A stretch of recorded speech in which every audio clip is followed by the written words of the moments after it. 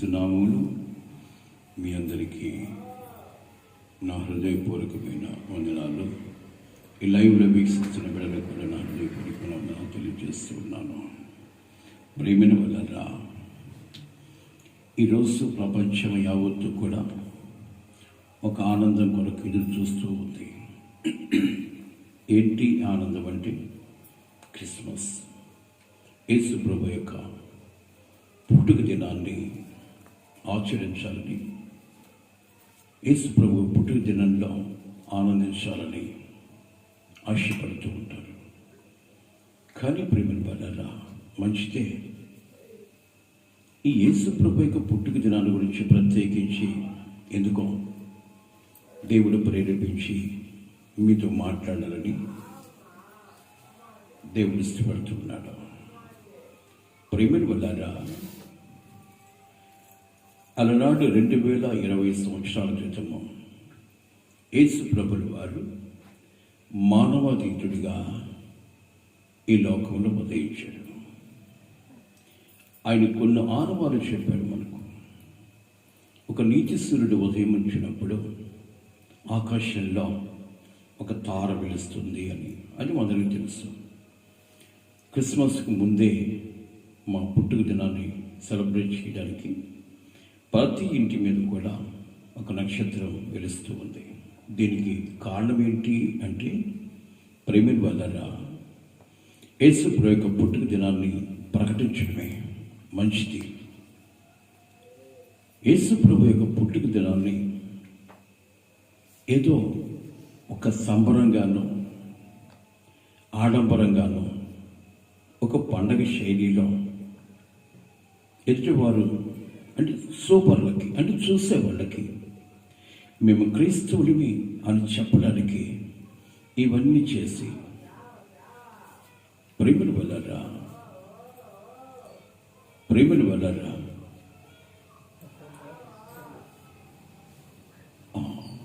ఎదుటివారు వీళ్ళు క్రైస్తవులు, ఓహో వీళ్ళ పండగేమో అన్నట్టుగా ఈ కార్యాన్ని చెబుతూ ఉంటారు. మంచిదే, కాదట్లేదు. కానీ ప్రియమైన వల్లరా, 2020 సంవత్సరాల క్రితము యేసు ప్రభు ఈ లోకంలో మానవాతీతుడిగా యోధియా బెత్లెహేములో ఆయన పుట్టినప్పుడు ఆకాశంలో ఒక తార వెలిసింది. ఆ తారను చూసిన తర్వాత అనేక మంది ఏంటి వింత, ఎప్పుడు లేని వింత ఏంటి అని అనేక మంది అనుకుంటుంటే, అనేక మంది జ్ఞానులు లేఖనాలు తిరిగేసినప్పుడు లేఖనాల్లో రాయబడ్డ మాటను బట్టి వాళ్ళు ఆ తారను వెతుక్కుంటూ ఈ లోకములో నీతిమంతుడు ఉదయ సూర్యుడు మనుషుల మీద ఏలుబడి చేసేవాడు ఎవరో ఉదయించారు. ఆయన దగ్గరికి వెళ్ళి ఆయన చూసి రావాలని చెప్పేసి కొంతమంది ఆయన ఉన్న స్థలాన్ని వెతుక్కుంటూ ప్రయాణమయ్యారు. వీళ్ళ జ్ఞానులు అంటారు. జాగ్రత్తగా వినాలి. వీళ్ళు జ్ఞానులు అంటారు. మామూలుగా అయితే మనకు తెలిసింది జ్ఞానులు ఎంతమంది బైబిల్లో అంటే అందరూ కూడా ఏం చెప్తారు? ఎంతమంది అంటారమ్మా?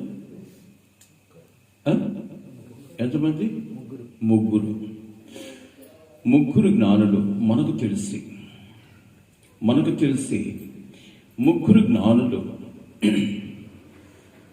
ఈరోజు చాలా ముఖ్యమైన విషయాన్ని మనం తెలుసుకుందాం. మనకు తెలిసింది ముగ్గురు జ్ఞానులు.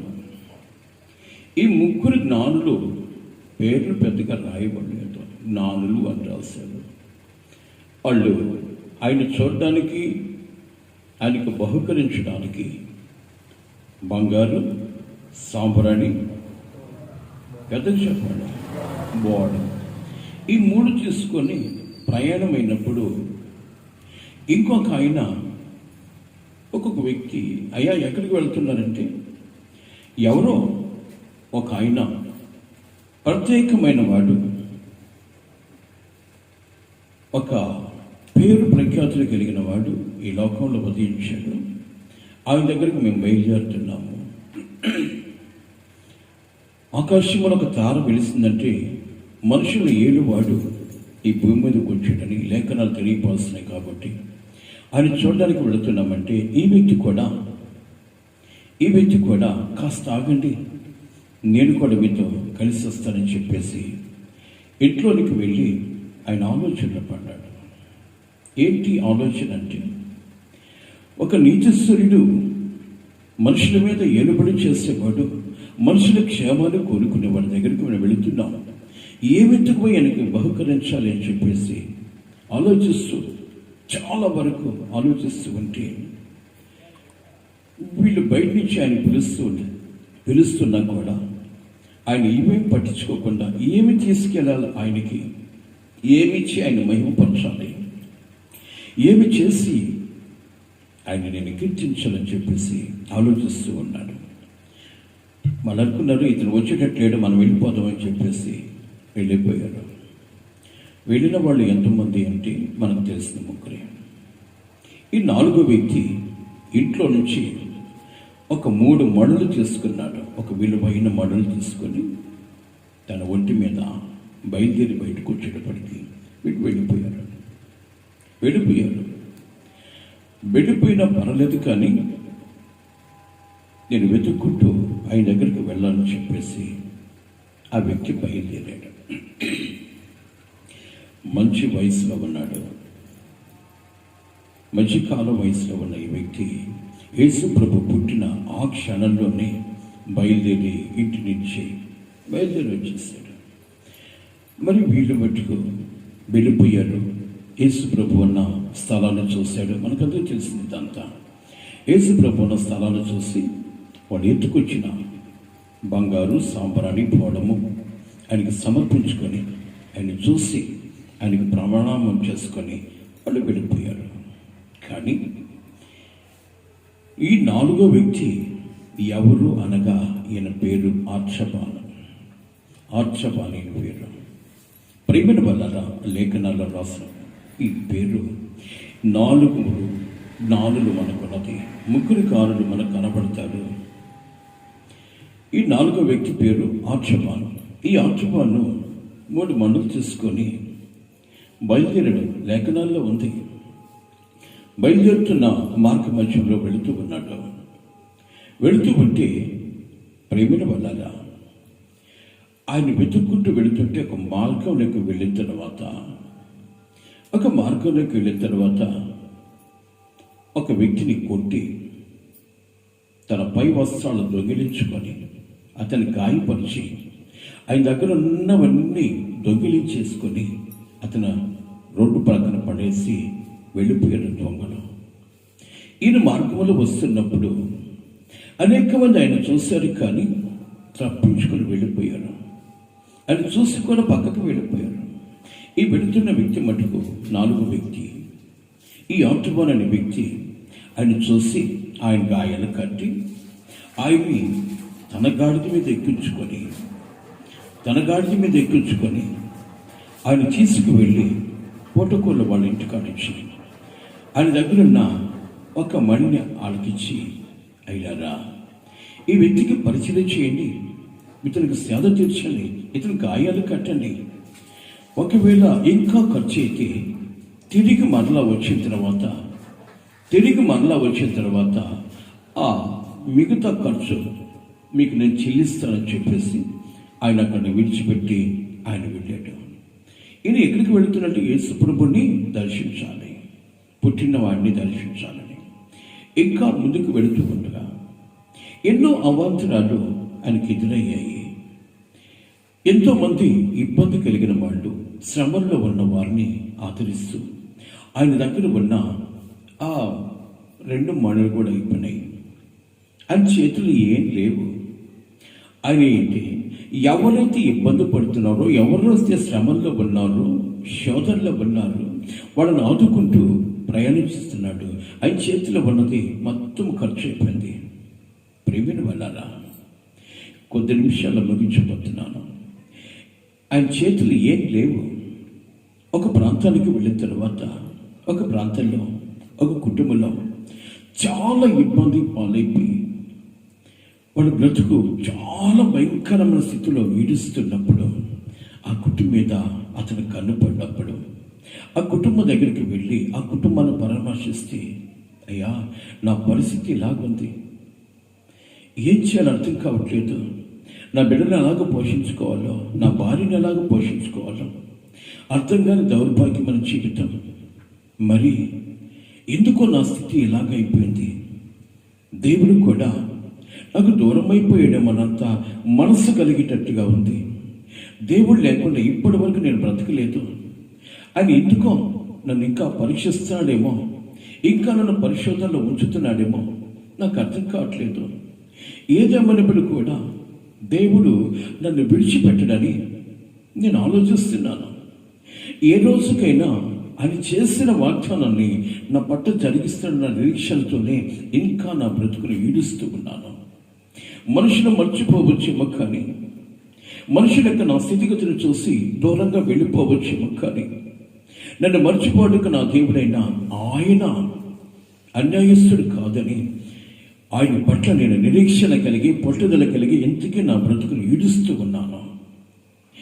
ఎవరి ద్వారా నా దేవుడు నాకు సహాయం చేయకపోతాడా అని చెప్తున్నప్పుడు చాలా బాధ కలిగి, నా దగ్గరంటూ ఏం లేదే, ఈ వ్యక్తికి ఏదో ఒక రూపంగా నేను సహాయం చేయాలి, ఇతరుకున్న ఇబ్బందులు కాస్త నేను తోడ్పాటు కలిగి ఉండాలనుకున్న ఆయన తను ఎక్కి వెళుతున్న ఆ యొక్క గాడిదని అమ్మి ఆ ధనాన్ని ఆయన చేతికి ఇచ్చి, అయ్యా నా దగ్గర ఉన్నది ఇదే, నేను ఖర్చు పెట్టుకొని కొద్ది రోజు నీ బ్రతుకుని ఏడ్చు, మన కొరకు నీతి సూర్యుడు ఉదయించున్నాడు. దేవుని స్తోత్రం, హల్లెలూయా. అంధకారంలోనూ చీకటిలోనూ మరణఛాయలో ఉన్న వారిని విడిపించి ఆయన హక్కును చేర్చుకోవడానికి ఈ లోకంలో ఉదయించాడు. ఆయన నీ నా బాధని ఎరిగి తీర్చడానికి ఈ లోకంలోకి వచ్చాడు కాబట్టి నీ దుఃఖ దినములు సమాప్తము చేయడానికి వచ్చాడు. దేవుని స్తోత్రం, హల్లెలూయా. నీ దుఃఖ దినాలు సమాప్తము చేయడానికి వచ్చాడు కాబట్టి నిరీక్షణ ఆయన వైపు చూపు, మనుషుల వైపు చూడొద్దు. మనుషులు నిన్ను గాయపరిచి నేను ఇబ్బంది పడుతూ ఉంటే, నువ్వు శ్రమంలో ఉంటే, శోధనలో ఉంటే నేను చూసి నవ్వుతారేమో కానీ, నేను చూసి అపహరిస్తారేమో కానీ, ఆయన మటుకు నిన్ను అన్యాయస్తుడిగా విడిచిపెట్టకు. ఆయన ఎంత మాత్రము కూడా అన్యాయస్తుడు కాదు. నిరీక్షణ ఆయుధం ఉంచు అని చెప్పేసి ధైర్యపరిచి ఈ డబ్బు ఆయనకి ఇచ్చేసి బయలుదేరి వెళ్ళిపోయాడు. ప్రియమైన వాళ్ళారా, యేసు ప్రభువు వారు పుట్టాడు. యేసు ప్రభువు వారు పుట్టి చిన్న వయసులోనే తండ్రి యొక్క పరిచయంలో ముందుకు సాగుతూ ఉన్నాడు. అనేక ప్రాంతాల్లో యేసు ప్రభువు వారు తండ్రిని దేవుడి గురించి ప్రకటన చేస్తూ ఉన్నాడు. ప్రేమిని వల్ల కొన్ని సందర్భాలలో యేసు ప్రభువులు చెప్తున్న మాటలను తెలుసా, మీరు క్షేమంగా ఉండనట్లు, మీ యొక్క ఇబ్బందులు తొలగించబడడానికి, మీ పాపము యావత్తు తొలగించడానికి, మీ పాపమైన జీవితాన్ని సులువు చేయడానికి, మీ పాపము యావత్తు నేను భరించడానికి అతి త్వరలో ఆ సమయం రాబోతూ ఉంది.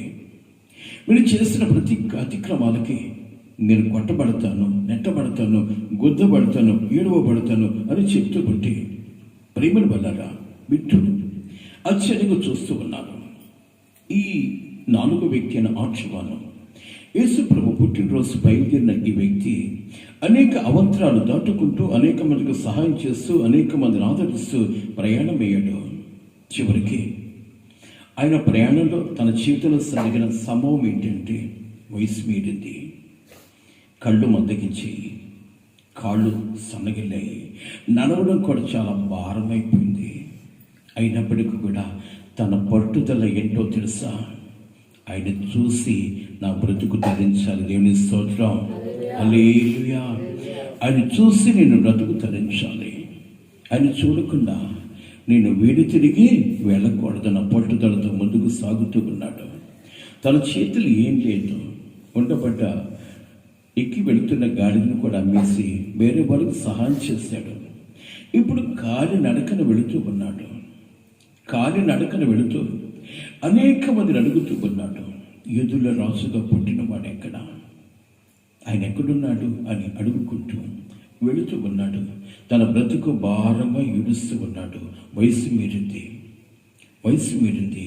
ప్రేమల వలన ఈరోజు కొన్ని స్థితిగతుల్లో, కొన్ని సంభవాలలో దేవునికి దూరం అయిపోయే దౌర్భయం కలిగిన ఈ రోజున పండగ చేసుకోవడం గొప్పతనం కాదు నేను చెప్పట్లేదు.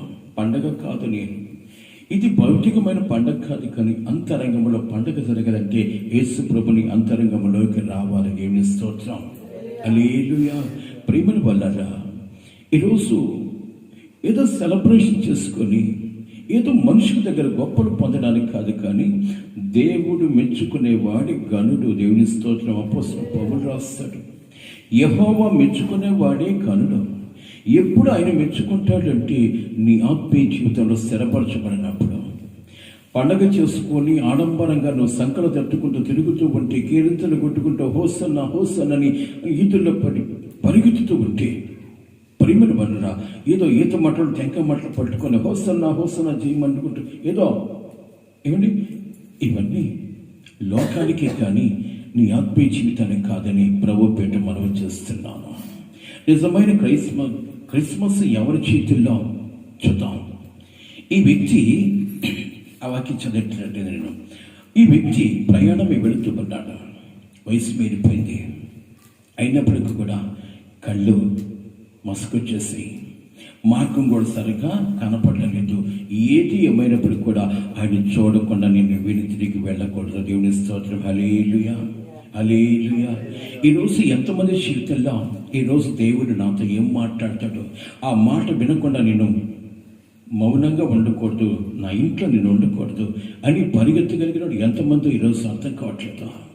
ప్రేమను వలన చేతులు జోడిస్తున్నాను. నీ దేవుని మాట నిన్ను బ్రతికిస్తుంది, ఆ మాట నిన్ను ఉల్లసింపజేస్తుంది. ఆయన మాటల్లో ఉన్న మాధుర్యమే నీకు ఆనందాన్ని కలుగు చేస్తుంది. ఈరోజు క్రిస్మస్ చేస్తున్నాం, ఏవేవో ఆడంబరం చేస్తున్నాం, ఏవేవో పిండి వంటలు ఏవేవో చేసి ఖర్చు పెడుతున్నాం. తిరిగి 27 తేదీల్లోకి నీకు కలిగింది ఏంటంటే, నీ కళ్ళ ముందు యేసుప్రభు కనపడి కానీ నువ్వు చేసిన అప్పు కనపడుద్ది. ఆడంబరం కొరకు, ఎదుటి వాళ్ళు మెప్పు కొరకు,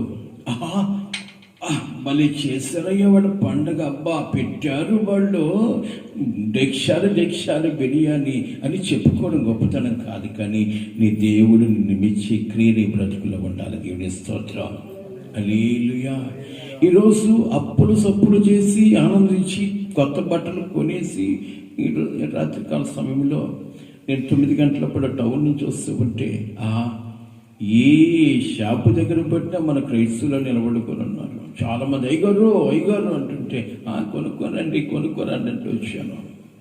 ప్రేమని వలన బిడ్డలకో, భార్యకో, భర్తకో ఏదో మంచి బట్టలు అంటే ఈ సంవత్సరానికి ఒకసారి క్రొత్తగా కనపడడానికి ఇష్టపడతామండి. కనుక మళ్ళీ క్రైస్తులు మనం, దేవుని స్తోత్రం, సంవత్సరానికి ఒకసారి కొత్తగా కనపడతామండి. తలా మెరవడానికి. సాయంకాలానికి చెమట గబ్బు కొడుతుందని మన బ్రతుకు. యేసయ్య నీ హృదయంలో ఉదయిస్తే నీ బ్రతుకు ఆనందమే. దేవుని స్తోత్రం, హల్లెలూయా, హల్లెలూయా. ఈ ముగ్గురు నారులు వెళ్ళారండి.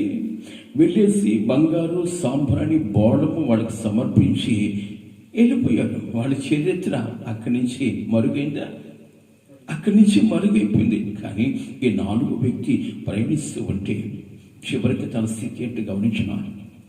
ప్రేమిని వలన కళ్ళు కనపడలేదు, నడవడానికి శరీరం చాలా భారమైపోయింది, వయసు మీరుతూ ఉంది. ప్రేమిని వలన వయసు మీరుతూ ఉంది, అయినప్పటికీ కూడా తన ప్రేమిని వలన తన జీవితంలో ఉన్న పట్టుదల ఏంటో తెలుసా? యేసు ప్రభుని చూడకుండా నేను తిరిగి పోకూడదు. నా ప్రాణం పోయినా పర్వాలేదు, కానీ నా ప్రభువు నేను చూడాలి. దేవుని స్తోత్రం. ఈరోజు ఎవరికి ఉందంటే అంత పట్టుదల. నేను ప్రాణం పోయినా పర్వాలేదు, కానీ నా ప్రభు మాట వినాలన్న ఇంగిత జ్ఞానం ఎంతమందికి ఉందండి ఈరోజు? అలాంటి పట్టుదల నీ చేతిలో ఉన్నప్పుడు ఎల్ల వేళలా ఆనందించే కృప నా దేవుని కలుగు చేస్తాడు. దేవుని స్తోత్రం, హల్లెలూయా. యేసు ప్రభు పుట్టాడండి. 33 సంవత్సరం లోకంలో జీవిస్తే 3.5 సంవత్సరం విరివిగా పరిచయం చేశాడు. అయిపోయింది.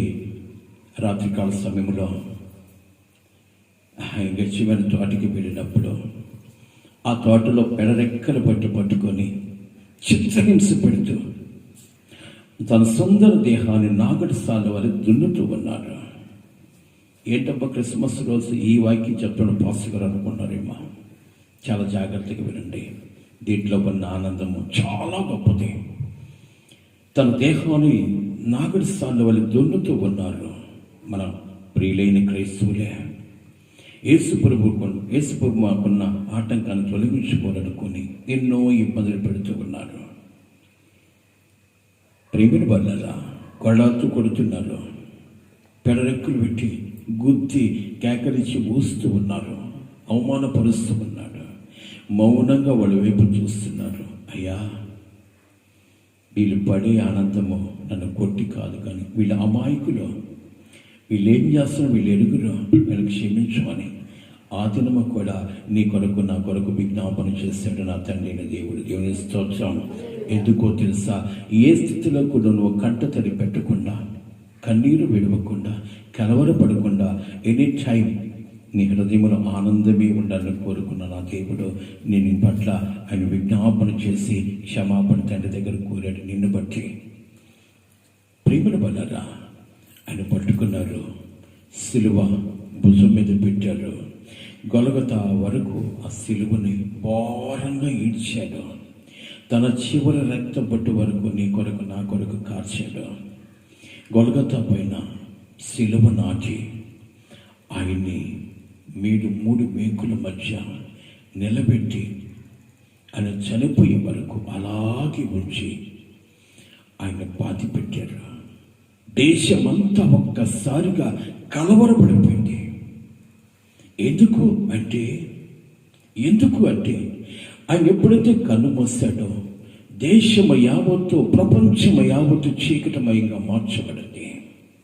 చీకటమయంగా మార్చబడిన తర్వాత ప్రతి నోరు కలవరపడుతూ ఉంది. ఏంటి ఈ టైంలో ఈ చీకటి ఏంటి అంటే లోక రక్షకుని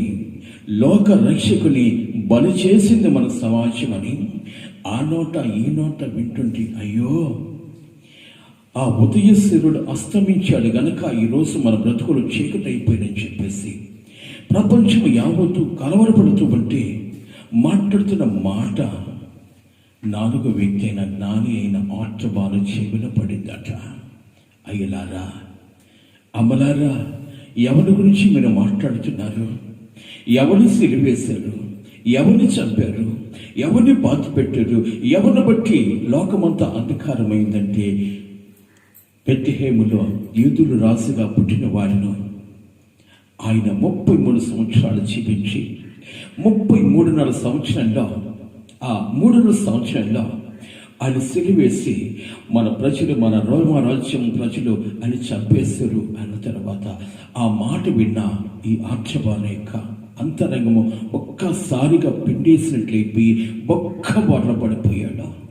ఏడుస్తూ ఉన్నాడు. అయ్యా, నీవు పుట్టినప్పుడు ప్రయాణించిన నేను ఈ దౌర్భాగ్యుణ్ణి, నిన్ను చూడలేక, నీ ముఖం వచ్చేసి చూడలేక నా బ్రతుకు ఇలాగే అంధకారం అయిపోయి. ఎందుకయ్యా ఈ బ్రతుకు? నీవు మరణించక మునిపే నేను కన్నుమూస్తుంటే ఎంతో బాగుండేది కదా. ఎంతవరకు నేను ప్రయాణం చేసింది, ఎంతవరకు నిన్ను చూడాలని ఆశపడింది, నీ మరణ వార్త వినడానిక అని విలపించి ఏడుస్తూ తల బాదుకున్నాడు. గుండెలు బాదుకుంటున్నాడు. గుండెలు పిండేటట్టుగా బాదుకుంటున్నాడు. ప్రేమని వలన అలమటించి ఏడుస్తూ ఉన్నాడు. ఎందుకలా చనిపోయాడు? తిరిగి వెళ్ళిపోతాము, నా భార్య బిడ్డలు ఎలాగున్నారో వాళ్ళు కూడా విడిచిపెట్టి ఈయన చూడడానికి వచ్చాను, చివరికి ఇది నేను విన్నాను, సరిపోతే పెద్దలే అని అనుకున్నాడా? లేదండి, ప్రాణము పోవునంతగా విలపిస్తూ ఉన్నాడు. ప్రాణము పోవునంతగా విలిపించి ప్రలాపించి ఏడుస్తూ ఉన్నాడు. ఎవరి కొరకు అంటే ఉదయ సూర్యుడిగా పుట్టిన పాపుల రక్షకుడైన ఆయన సిలివేసి చంపింది ఈ సమాజం. ఆ వార్త వినడానికి నేను ఇంతకాలంగా ప్రయాణించిందని చెప్పేసి విలపించి ఏడుస్తూ ఉంటే ఒక స్వరం వినబడుతుంది. ఆర్చబాలు, ఆర్జబాను, నా కుమారుడా, ఎవరి వైపు చూస్తున్నావు? ఎవరు కావాలని వినిపిస్తున్నావు?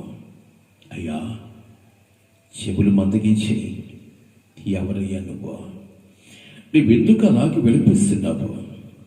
ఎవరి కొరకు వినిపిస్తున్నావు? నీ గ్రామం ఏది? నీ ప్రజలేది అని అడుగుతూ ఉంటే, అయ్యా,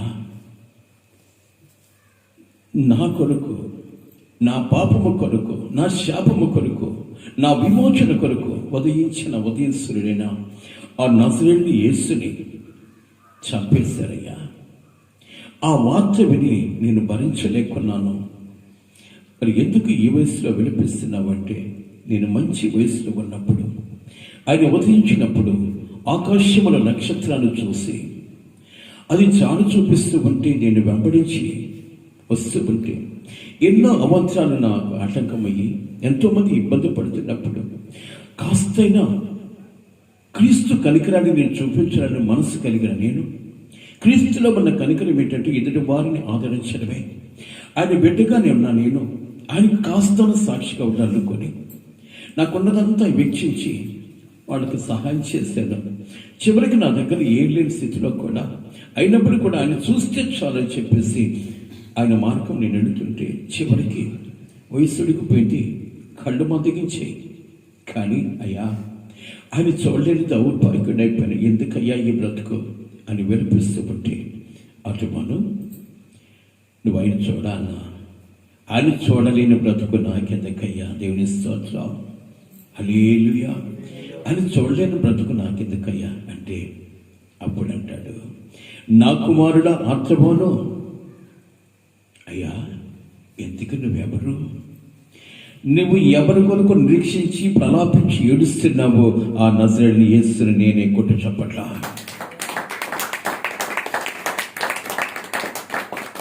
ఎట్టిందంటే సచ్చినడికి చప్పట్లు కొట్టినట్టుంది. మీరు చెప్పండి, ప్రేమను వల్లరా నువ్వు ఎవరి కొరకు ఎంత చేసి, నువ్వు ఎంత కొరకు ప్రేమను వల్లరా నా కొరకు ప్రతిపిస్తున్నావు కనుక ఆర్జబాను, నా వైపు చూడు అంటే, అయ్యా నువ్వు ఎవరు అంటుంటే, నువ్వు ఎవరి కొరకు ప్రత్యపించి ప్రలాపించి ఏడుస్తున్నావో, దుఃఖపడుతున్నావా, గుండెను బాదుకుంటున్నావా, ఆ నజరేయుని యేసుని నేనే, నా వైపు చూడు అంటే మొక్క వాళ్ళ పడి ఆయన పాదాల చెవులు పెట్టుకొని, అయ్యా నేను చూడడానికి నా కళ్ళు కనిపించట్లేదు, చెవులు వినపడలేదు, నువ్వేం మాట్లాడుతున్నావు అర్థం కావట్లేదు, నీ రూపం ఎలాగుందో తెలియట్లేదు అంటే, ఆర్జబాను నా వైపు చూడ, నా వైపు చూడని ముమ్మారు ఎప్పుడైతే అన్నాడో, యేసయ్య అలాగ చూసినప్పుడు తన కళ్ళు తెరవబడి విలపించి ఏడుస్తూ ఆ నానీన ఆర్జబాను అంటాడు, అయ్యా నిన్ను చూశాను, నీకు ఇవ్వడానికి నా దగ్గర ఏమీ లేదు అంటే, ఆ తండ్రిని దేవుడు అంటాడు, నా కుమారుడా, నీవు మార్గంలో చేసిందంతా నాకు చేసావు. దేవుని స్తోత్రం, హల్లెలూయా. ఒక పేదవాడికి సహాయం చేస్తే నాకు చేసినట్టు కాదా? నా పరిచయకి నువ్వు సహాయం చేస్తే నాకు చేసినట్టు కాదా? ఎదుటివాడి ఇబ్బందులను ఆదుకుంటే నన్ను ఆదుకున్నట్టు కాదా? బీదలను కనికరించేవాడు యెహోవాకు అర్పించేవాడు. ప్రేమను వలన ఈరోజు క్రిస్మస్ సెలబ్రేషన్ చేసుకుంటున్నాను. మంచి మంచి ఆహారము, మంచి మంచి దుస్తులు కట్టుకుంటున్నాను. నీ ఇంటిలోనికి, నీ ఇంటి దగ్గరికి, నీ వాకిట్లోకి ఒక దరిద్రుడు వస్తే వాడికి సహాయం చేయడానికి మనసు రావట్లేదు నీకు. ఇది క్రిస్మస్ అంటారా? నిజమైన క్రిస్మస్ అలాంటి వ్యక్తుల్లో ఉదయిస్తాడు క్రీస్తు. దేవుని స్తోత్రం. ఆర్జబాను అనుకున్నాడు, వాళ్ళు చూశారు, వాళ్ళు వెళ్ళిపోయారు, వాళ్ళు ఎంతటి ధనులు అనుకున్నారు. వాళ్ళు కాదండి ధనులు, పొత్తి గుడ్డల్లో చూశారు. ఈ 4వ వ్యక్తి అయిన నిజమైన జ్ఞాని అయిన ఆర్జబాను పునరుద్ధానుడైన ప్రభువును చూశాడు. దేవుని స్తోత్రం, హల్లెలూయా. పరిశుద్ధుడైన ప్రభువును చూశాడు. వాళ్ళు చూసింది మానవాతీతుడిగా, సశరీరుడిగా ఉన్న, శరీరములో ఉన్న వాడిని చూశారు. వాళ్ళు దేవుని కొరకు పరితపించేవాళ్ళు, దేవుని యొక్క ప్రణాళిక చొప్పున నడిచేవాళ్ళు, దేవుని వాక్యానుసారంగా బ్రతికేవాళ్ళు. నిజమైన క్రీస్తును చూసి కృప దేవుడు మనకు కలుగు చేస్తాడు. కాబట్టి ప్రియమైన వాళ్ళ ఏ స్థితి కలిగి ఉన్న ఒకసారి జ్ఞాపకం చేసుకోవాలి. ఎలాంటి విధి విధానం కలిగి ఉన్న జ్ఞాపకం చేసుకోవాలి. ఈరోజు పండుగ చేసుకోవడము, సంబరాలు చేసుకోవడము, ఇంట్లో ఆనందించడము. ఈ ఆనందం ఎంతవరకు అంటే 2-3 రోజులు ఉండొచ్చేమో. నీ ఆనందం బ్రతదనం ఎంతకాలం అంటే 2-3 రోజులేమో. కానీ నిజమైన ఆనందం ఎక్కడుందో తెలుసా? క్రీస్తు నీ చేతిలోకి వచ్చినప్పుడు నిజమైన ఆనందము. దేవుని స్తోత్రం, హల్లెలూయా. అందుకని ప్రభు ఒక మాట అంటాడు, ఆనందించండి, ఆనందించండి, ఎల్లవేళలా ఆనందించండి. ఏమండి, మీరు ఎనీ టైం ఆనందంగా ఉండాలంటే ప్రభు కోరిక. అందుకని ఈ లోకంలోకి మానవాతీతుడిగా వచ్చి నీ యొక్క జీవిత విధానాన్ని మార్చి, నీ బాధలు తొలగించి, నీ శ్రమను తొలగించి, నీ శోధను తొలగించి, నీ అంధకారాన్ని వెలుగుమయంగా చేయడానికి నా దేవుడు ఈ లోకంలో ఉదయించాడు. ప్రేమైన వాళ్ళారా, ఈ ఆటపాడు అనుకున్నాడు, ఈ ముగ్గురు ఎంతటి ధనులు పొత్తిళ్ళలో ఉన్న ప్రభువును చూసి వాళ్ళు వెళ్ళిపోయారు. ఇక్కడ చిన్న మాట క్లారిటీ ముగిస్తాను. ఈరోజు కూడా ఆ మొదటి 3 జ్ఞానుల వలె యేసు ప్రభుని ఈరోజు కూడా క్రిస్మస్ సెలబ్రేషన్లో పొత్తిళ్ళలో ప్రభుని పెట్టుకొని చూసుకోవడానికి ఇష్టపడతాడు. కానీ నీ కొరకు ప్రాణం పెట్టిన ప్రభుని చూడడానికి ఇష్టపడరా? నిజంగా ఆయన వైపు చూడగలిగిన వాడి జీవితంలో ఎల్లవేళలా క్రిస్మస్ జరుగుతూ ఉంది. దేవుని స్తోత్రం, హల్లెలూయా. ప్రేమను వలన ఎక్కడ చూసిన పశువుల పాకను రెడీ చేసి అక్కడ మరియమ్మని యేసేపుని పెట్టి వాళ్ళ చేతుల్లో చిన్న బాలయేసుని పెట్టి, ప్రేమను వలన ఈరోజు ఎంతమంది ఉయ్యాల ఊపేవాడు కూడా కనపడకుండా లేదా? ఏమండి, ఇంకా బాలయేసుకి లాలిపాడుతూ ఉన్నారు. ఎందుకో తెలుసా? అయ్యా, నువ్వు చిన్నోడిగా ఉండు, నా పాపాన్ని చూడకుండా అంటూ అట్టే ఉండయ్యా. దేవుని స్తోత్రం, హల్లెలూయా. యేసు ప్రభువుని చిన్నోడిగా ఉంచినప్పుడు మన పాపం వైపు చూడలేదు కదా. మనం ఈ ఎదో పని చేసినా కూడా ఆయన చూడకుండా ఉంటాడని 2020 సంవత్సరాల క్రితం పుట్టిన యేసు ప్రభువుని ఇంతకీ పొత్తిళ్ళలో బాలయేసుగానే చూస్తున్నాం. ఎందుకో తెలుసా? మన అతిక్రమాలు కప్పెట్టుకుంటున్నాం. నిజమైన క్రిస్మస్ ఎవరికి అంటే నిజమైన ఆ క్రీస్తు నెరిగి ఆయన కొరకు శ్రమపడిన, ఇబ్బంది కలిగిన, శోధన కలిగిన, ఇబ్బందులు అనేక సమస్యల్లో కూడా ఆయన విడవక ఆయన వెన్నట్టు నడిచేవాడే నిజమైన క్రిస్మస్కి సెలబ్రేషన్ చేసుకోవడానికి వ్యక్తిగా ఉంటాడు. దేవుని స్తోత్రం, హల్లెలూయా. క్రిస్మస్ అంటే ఏదో ఆడంబరంగా లైట్లు వెలిగించుకోవడమా? ఏమిటి?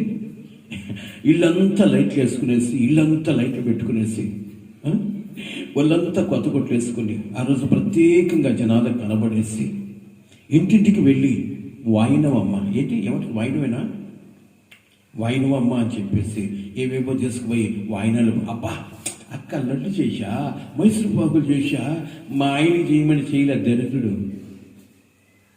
ఆ క్రిస్మస్లో కూడా ఇంకేమైనా జరగడమే కొంతమంది. దేవుని స్తోత్రం, హల్లెలూయా.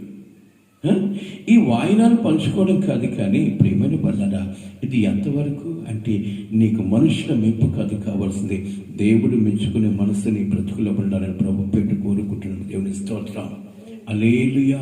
ప్రేమను వలన ఎవరి చేతిలో క్రిస్మస్ అంటే వెళ్ళిపోయిన 3 జ్ఞానుల చేతిలో కాదండి. వాళ్ళు ఇచ్చారు, వెళ్ళిపోయారు.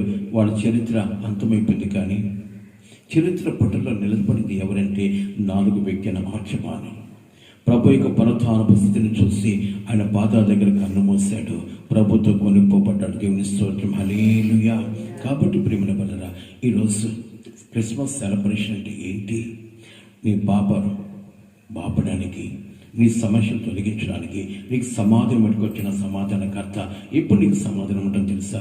ఆయన నువ్వు హత్తుకొని బ్రతికినప్పుడు, ఆయన వాక్యానికి కట్టబడ్డప్పుడు నిజమైన క్రిస్మస్ సెలబ్రేషన్ ఎనీ టైం నీ హృదయంలో జరుగుతూ ఉంటుంది. దేవుని స్తోత్రం, హల్లెలూయా.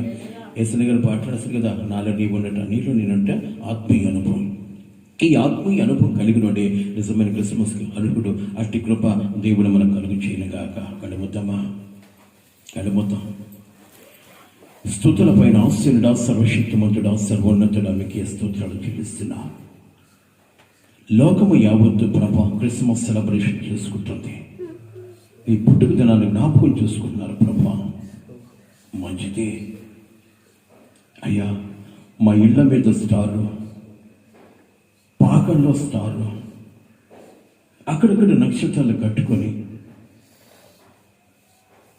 ఈ ఒక్కరోజు రెండు రోజుల్లో మిమ్మల్ని మహిమపరచబడము, ఆరాధించడము మేము జనాలకి లోకానికి క్రొత్తదనంగా కనపడడం కాదు, కానీ ప్రభా క్రీస్తుని ఎరిగిన మేము ఎల్ల వేళలా ఈ లోకానికి వెలుగై ఇచ్చిన మీరు, మిమ్మల్ని వెంబడించిన మేము వెలిగించబడి లోకానికి వెలుగై ఉండే కృప మాకు దయచేసి నిజమైన క్రిస్మస్ ఆనందాన్ని మేము అనుభవిస్తూ అంధకారంలో ఉన్న వారిని వెలిగిస్తూ వాళ్ళకి క్రిస్మస్ యొక్క రుచులు చూపిస్తూ వాళ్ళని నీ వైపు త్రిప్పే కృప మాకు కలుగు చేయమని ఈ క్రిస్మస్ సెలబ్రేషన్ నిజమైన క్రిస్మస్ మా హృదయాల్లో కలుగునట్లు మమ్మల్ని అందరినీ మీ చేతులకు అప్పగించుకుంటూ ఈ వాక్యం వింటున్న ప్రతి ఒక్క బిడ్డ నూతన పరచబడి నూతన మార్గాలు నడిచి ఎల్ల వేళలా ఈ లోకములలో రాబో లోకాలలో నిజమైన ఆనందాన్ని అనుభవిస్తూ